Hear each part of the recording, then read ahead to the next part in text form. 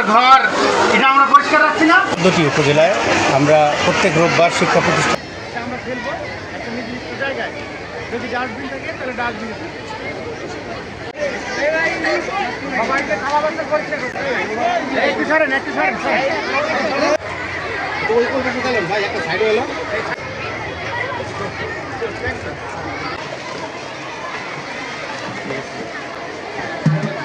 ঠিক আছে, এখন এটা উঠাও।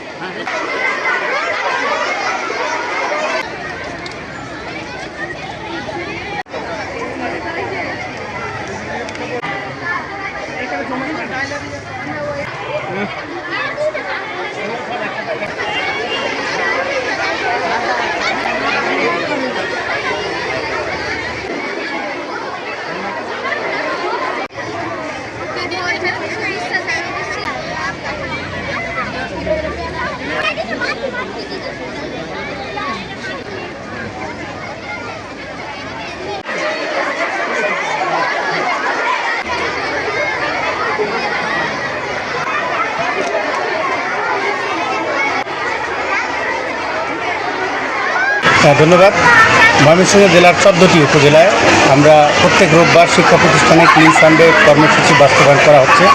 এর মাধ্যমে শিক্ষার্থীদের নাগরিক দায়িত্ব সম্পর্কে তাদের দায়িত্ববোধ সৃষ্টির লক্ষ্যে আমরা কাজ করে যাচ্ছি। আমরা মনে করি যে এই কোমলমতি বাচ্চাদের মনে যদি পরিচ্ছন্নতার একটা দায়িত্ববোধ সৃষ্টি হয়, তাহলে আমাদের পরবর্তী জীবনে তারা অপরিচ্ছন্ন থাকবে না। এর পাশাপাশি আমরা অন্যান্য অংশীজনকে, সমাজের অন্যান্য ব্যক্তিবর্গকে একটা মেসেজ দিতে চাই যে বাচ্চারা যেহেতু পরিচ্ছন্নতায় কর্মকাণ্ডে অংশগ্রহণ করে, তাহলে আমাদেরও দায়িত্ব হচ্ছে যে আমরা নিজেরা পরিষ্কার থাকবো এবং অন্যকে পরিষ্কার রাখার জন্য উৎসাহ দেব। এর পাশাপাশি আমরা পুরো ময়মনসিংহ জেলাকে একটি পরিচ্ছন্ন জেলা হিসেবে পরিচিত করতে আমরা কাজ করে যাচ্ছি। আপনারা জানেন যে প্রত্যেকটা বিদ্যালয়ে ক্লিন সানডে রোববার করে আমরা আবশ্যিকভাবে এই কর্মসূচি পরিচালিত করে যাচ্ছি। এছাড়াও স্বেচ্ছাশ্রমের ভিত্তিতে প্রত্যেক শনিবারে পৌরসভা এবং বাজার এলাকা, মাঠ এবং জনসমাগম স্থল, এগুলো আমরা নিয়মিত পরিচ্ছন্নতা কর্মকাণ্ড পরিচালিত করছি।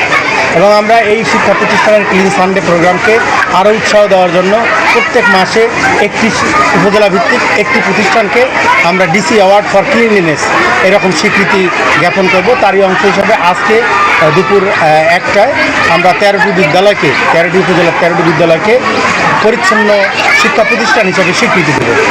আমরা চাই যে আপনাদের মাধ্যমে সারা ময়মনসিংহ জেলার সকল সম্মানিত নাগরিকদের একটা অনুরোধ করি যে আপনারা যেখানে সেখানে ময়লা ফেলবেন না, এবং আপনারা ঐকান্তিক যদি একটু নাগরিক দায়িত্ববোধ থেকে যদি কাজ করা হয়, তাহলে আমরা একটা ময়মনসিংহকে পরিচ্ছন্ন শহর হিসাবে, পরিচ্ছন্ন জেলা হিসাবে বাংলাদেশের বুকে পরিচিত করতে পারব।